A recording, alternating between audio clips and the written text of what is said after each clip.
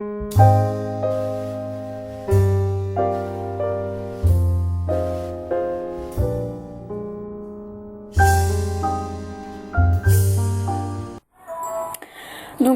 voilà, donc j'ai tout écrit sur mon carnet comme ça. Et donc il y a 35 astuces pour une brocante. Voilà, donc je vais tout de suite commencer sans tarder, puisque il y en a quand même 35 et c'est quand même beaucoup. J'aimerais pas que la vidéo dure des plombes quand même, hein. Donc j'ai mis dans la catégorie soi-même. Donc première astuce, ne pas être habillé comme une prostituée. Donc qu'est-ce que je veux dire par là? Donc c'est ne pas mettre un mini short ras de la touffe. Faut pas mettre un débardeur où on voit le décolleté qui passe juste au-dessus des seins là. Voilà quoi, faut mettre quand même un t-shirt comme ça et un pantacourt ou un pantalon, même s'il fait chaud, hein, faut mettre un short mais pas un short, pas un mini short quoi. Ensuite, deuxième astuce, être bien coiffé. Donc si vous avez les cheveux tout ébouriffés comme ce que vous avez quand vous levez le matin, ça va pas le faire quoi. Essayez quand même de vous faire une queue de cheval ou quelque chose comme ça.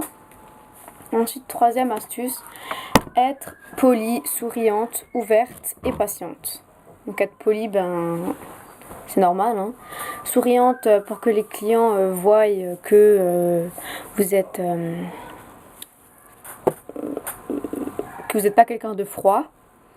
Ouverte, ben si quelqu'un vous pose des questions, ne vous énervez pas, hein, répondez-leur. Et être patiente, ben parce que tout simplement il y aura des moments où il y aura personne qui viendra et il y aura des moments où il y aura plein de monde. Ensuite, quatrième astuce, expliquer aux gens. Donc expliquer aux gens ce que c'est la FIMO, comment c'est fait, avec quoi, que le matériel est cher, c'est pour ça que le prix est aussi élevé, enfin voilà. Ensuite, cinquième astuce, ne pas s'énerver. Si vous énervez, il y aura personne qui aura envie de venir à votre stand. Et même si votre stand est beau, personne n'aura envie de venir puisque vous êtes énervé. Voilà. Ensuite, ma sixième astuce, c'est être à plusieurs. Donc, inviter des amis. Moi, à ma brocante dimanche que je fais, le 17 août, j'ai deux personnes qui viennent. Donc, j'ai ma meilleure amie et un ami qui viennent pour m'aider. Voilà. Ensuite, septième astuce, porter ses bijoux. Donc, moi, j'ai porté une bague, un collier, je sais pas, des boucles d'oreilles, je vais porter un bracelet, enfin, bref, des bijoux. Portez des bijoux puisque ça vous fera de la pub en même temps et voilà, pour vous montrer que c'est vous qui les faites aussi. Ensuite, huitième astuce, s'occuper quand il y a personne. Donc s'occuper quand il y a personne, c'est par exemple emmener des bijoux non montés, des bijoux non montés comme par exemple, je sais pas, j'ai pas de bijoux non montés là sous la main. Non. Enfin, emmenez des bijoux non montés et montez-les sur place avec la chaîne pour si vous voulez faire un collier, un bout d'oreille, etc. Donc emmenez tout ce matériel. Voilà pour la catégorie soi-même. Ensuite pour la catégorie matériel, donc neuvième astuce, avoir un fond de caisse. Donc c'est bien d'avoir un fond de caisse, hein. Prévoyez au moins 20 € en liquide. Donc par exemple un billet de 5, un billet de 10 et le reste des pièces. Voilà, puisque si par exemple vous avez, je sais pas moi, une bague à 3,50 € et que quelqu'un veut l'acheter, mais elle a que 5 € en billet, ben vous pourrez pas lui rendre et ce sera bête. Voilà, pour elle et pour vous. Dixième astuce, toujours avoir du matériel en rechange. Donc qu'est-ce que je veux dire par là? C'est-à-dire emmener des pinces, de la colle forte, des anneaux, comme je l'ai dit avant, si vous voulez monter sur place, tout ce qu'il faut, donc fermoir, attache américaine, anneaux, enfin tous ces trucs là. Voilà. Ensuite, onzième astuce, avoir des boîtes pour ranger les bijoux et les présentoirs. Donc moi ce que je vais faire en fait, c'est que toutes les boucles d'oreilles, je vais les laisser sur leur présentoir parce que j'ai un immense stand. Je vous ferai la vidéo d'ailleurs de mon stand dimanche. Et donc toutes les boucles d'oreilles je laisse sur le présentoir, les bracelets je les mets dans une boîte, les colliers aussi, les porte-clés aussi, les straps aussi, tout, les serre-têtes aussi, enfin tout, vraiment tout. Sauf les boucles d'oreilles, moi je mets pas dans des boîtes, ça me prendra moins de temps, surtout les puces. Ensuite, douzième astuce, avoir un carnet pour écrire les objets vendus. Donc à chaque objet vendu, par exemple, vous vendez une boucle d'oreille, paire de boucles d'oreilles, vous marquez paire de boucles d'oreilles, je sais pas moi, 5 euros. Voilà, comme ça, à la fin de la brocante, vous pourrez calculer combien vous avez gagné en tout et voir ce que vous avez vendu comme création pour pouvoir reproduire plus tard. Ensuite, 13e astuce, amener un bloc de pâte Fimo ou des échantillons de Fimo. Moi, en fait, je me rappelle, une fois, j'avais emmené des blocs de Fimo, des pains comme ça. J'avais emmené, voilà, j'en avais emmené des effects, non, un effect, un soft et un classique. Et voilà, comme ça, je les mettais sur le stand et les gens y touchaient, ils regardaient, ils découvraient ce que c'est la Fimo et tout et tout et tout. Et j'avais aussi emmené un échantillon de Fimo, donc par exemple, vous emmenez un petit échantillon de pâte beurre, ou voilà, pour que les gens puissent malaxer pour voir comment c'est. Voilà. Ensuite, dans la catégorie présentation, donc là, il y a beaucoup d'astuces. Donc, 14e astuce, il faut avoir des présentoirs. Des présentoirs faits vous-même ou des présentoirs achetés. Le seul truc, en fait, c'est qu'il faudrait avoir des présentoirs blancs ou noirs ou transparents. Moi, j'ai blanc, transparent en bois. Vous pouvez aussi faire en bois. J'en ai fait en papier. Et puis voilà, sinon j'ai juste ma boîte à bagues qui est rose, mais bon, ça c'est pas trop grave. Voilà, essayez d'avoir le plus possible de présentoirs dans ces tons-là. Voilà. Ensuite, 15e astuce, il faut avoir de la déco. Donc par exemple, moi sur mon stand, ce que je vais faire en fait, c'est que je vais disposer en fait des petites décos que j'ai faites ou des petits paillettes, des strass, etc. Ensuite, 16e astuce, avoir une nappe, mais pas une nappe de couleur, une nappe noire ou blanche. Moi, je vais prendre une nappe noire, comme ça va bien faire péter les couleurs, comme ça va bien être attirant, voilà. Tandis que si vous prenez une nappe rose bonbon, voilà quoi, je sais pas, moi, j'ai quand même 14 ans, si je vois une nappe rose bonbon, je me dis, oh mais ça c'est pour les bébés ça, je vais pas y aller quoi, donc voilà.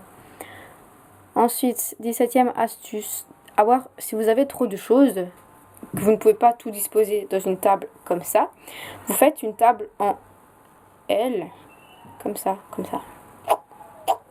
table en L, pour pouvoir mettre aussi des créations ici, de ce côté, et pas que comme ça.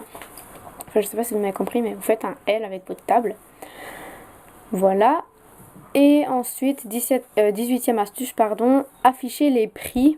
Donc c'est vraiment un grand conseil. Beaucoup de personnes disent qu'il ne faut pas afficher les prix, mais moi je dis qu'il faut les afficher. Puisque si vous avez trop de monde, ben ça va être chiant. Et en plus vous pouvez pas tout retenir dans la tête. Donc voilà. Mais pas tous, vous affichez pas tous les prix. Voilà. Et vous ne faites pas une affiche où il y a marqué collier, je dis des prix au pif, 8 euros, boucle d'oreille 3, bague 5. Vous faites pas une affiche comme ça, vous mettez des petites étiquettes à côté de chaque bijou et comme ça. C'est fait. Mais moi en fait je ferais des petites étiquettes genre en forme de cupcake ou de tablettes de chocolat et dessus je marquerais le prix, genre par exemple boucle d'oreille, je sais pas, 3,50 €, enfin je dis un prix au pif là, enfin voilà, c'est pas très important. Ensuite 19e astuce, faites des cartes de visite, donc moi j'en ai. Je les ai reçues ce matin. Voilà, petit carton. Je vais pas vous les montrer parce qu'il y a mon adresse, mon numéro de téléphone et tout dessus. Et donc vous pourrez, moi je les ai commandés sur Vistaprint, hein. Après vous pourrez les faire gratuitement sur Windows Publisher, mais moi j'ai essayé de les télécharger et il faut payer. Enfin, vous pouvez en faire gratuitement, mais il faut vraiment chercher.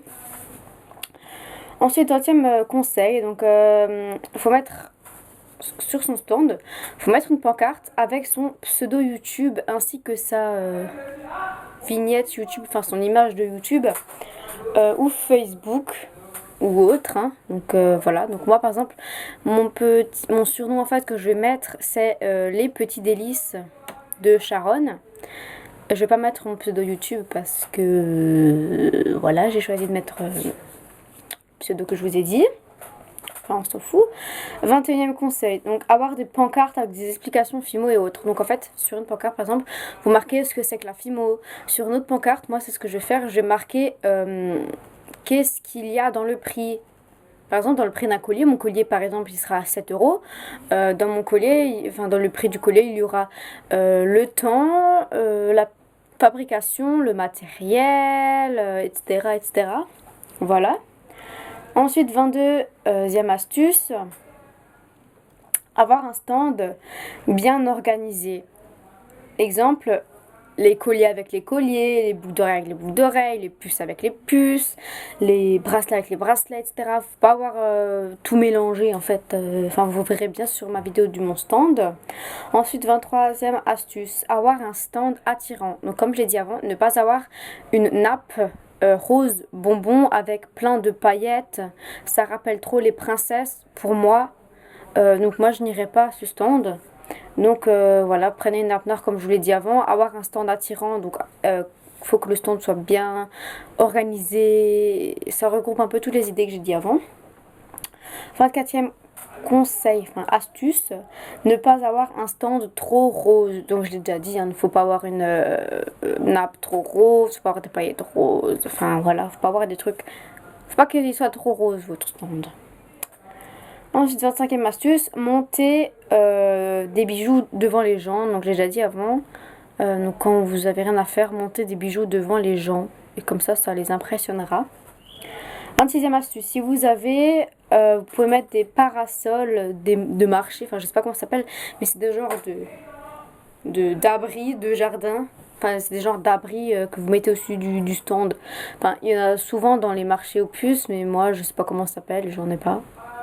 C'est pas grave. C'est pas grave hein, si vous en avez pas. Hein. Ensuite, 27e astuce, il faut avoir des pochettes pour ranger les bijoux. Donc par exemple, moi j'aurais des pochettes transparentes, zip. J'aurais des sachets en organza, comme ceci, avec des cœurs. J'en aurais que j'ai fait moi-même, comme par exemple ceux-là. Voilà, j'en ai plein. Alors voilà, il faut avoir des pochettes pour emballer vos créations dedans. Ensuite, 28e astuce et le dernier de la catégorie présentation, ne pas avoir un stand trop chargé en déco et la couleur de la nappe et des présentoirs. Ce que je veux dire par là, c'est d'avoir en fait en déco, en couleur de la nappe et en présentoir, j'ai déjà dit avant, des trucs noirs, blancs ou bois. Voilà. En déco, après, vous pouvez mettre des petits bonbons sur la table ou quoi que ce soit. Voilà pour la catégorie présentation. Ensuite, la catégorie organisation. Donc, 29e astuce, se préparer 1 ou 2 mois avant, la brocante en fait. Pour pouvoir fimoter, monter les bijoux, tout préparer dans vos caisses. Tout. Ensuite, 30e astuce, faire une commande pour les bijoux. Enfin, moi j'ai fait une commande sur Craftfirm là avant de faire les marches aux puces. Et voilà, du coup j'ai du matériel.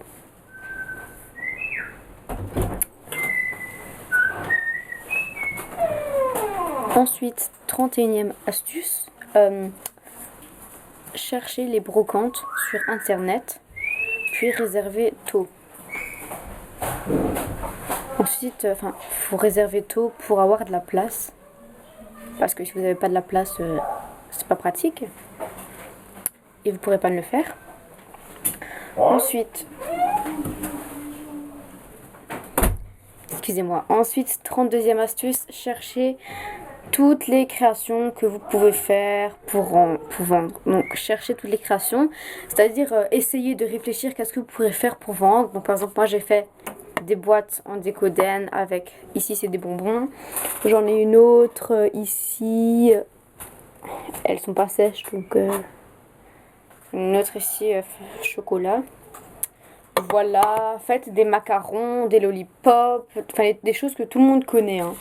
Faut pas faire des trucs kawaii parce que ça franchement ça se vend pas hein. Une fois j'ai testé, il y a rien qui est parti. J'avais 2-3 trucs kawaii, ils ne sont pas partis du tout. Les gens ne regardent même pas les trucs kawaii. Hein. Genre, par exemple, j'ai présenté en fait cette brosse à dents kawaii et personne ne l'a regardé. Franchement, moi je la trouve magnifique, mais personne ne l'a regardée parce qu'ils n'aiment pas les choses kawaii et ils savent pas ce que c'est. Ne mettent pas non plus des choses Rilakkuma ou des trucs Sanex, ils ne connaissent pas du tout. Du moins, je ne pense pas. Ensuite, 33e astuce, faire des créas qui se vendent, donc j'ai dit, hein. Exemple macarons, bonbons, gourmandises, etc. Des choses connues. 34e astuce, le jour avant la brocante, organiser son stand chez soi, puis le prendre en photo pour le reproduire quand vous serez à la brocante le jour J. Donc en fait, quand vous êtes chez vous, vous prenez vos tables, vos créations, etc. et votre nappe, vous disposez tout sur la table comme vous le souhaitez, vous déplacez les présentaires et tout pour voir à peu près qu'est-ce qui convient le mieux et ensuite vous prenez en photo et vous, comme ça vous aurez votre téléphone, votre appareil photo le jour J et comme ça vous pourrez reproduire exactement la même chose. Comme ça vous plaît et comme ça convient, ça conviendra le mieux. Ensuite, 35e astuce et c'est la dernière. Savoir si tout est ok pour le jour J. Donc, si tout est ok, genre les tables, la nappe, les amis, tout et tout et tout. Donc, moi, tout ça, c'est bon. J'ai toutes les tables qu'il faut. D'ailleurs, j'en ai deux, je sais pas où elles sont. Faut que je les cherche. Je sais que je les ai. Enfin, bref. Voilà, donc savoir si tout est ok. Donc voilà, donc ma vidéo est terminée. Donc c'est la première partie de ma série brocante, comme vous aurez pu le voir dans le montage au début. Et donc je vous fais de gros bisous. Je vous ferai je vous ferai une journée dans ma peau le jour du Excusez-moi, j'ai eu un petit malentendu. Enfin j'ai eu quelqu'un m'a dérangé. Enfin voilà, c'est ma mère qui m'a dérangé, hein. Voilà, Enfin bref, on s'en fout. Donc je disais que je vous retrouverai dans ma journée dans ma peau pour le stand, le jour J. Et donc sinon, je vous fais de gros bisous. Suivez ma série brocante, hein, si vous en avez besoin. Abonnez-vous à ma chaîne, aimez cette vidéo et les autres vidéos si vous pouvez. Et n'hésitez pas à partager, commenter, liker, à vous abonner, etc. Ça me ferait énormément plaisir. Je vous laisse. À bientôt dans une prochaine vidéo. Bye.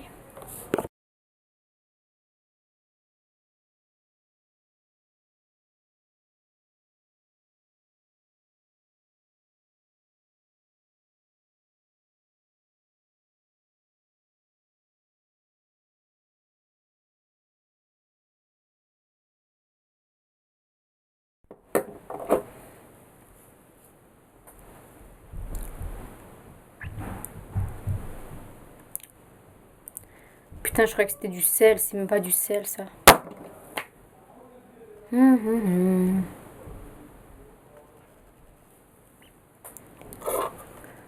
Ouh. Elle est belle, ma boîte, hein. Petite boîte avec un petit biscuit.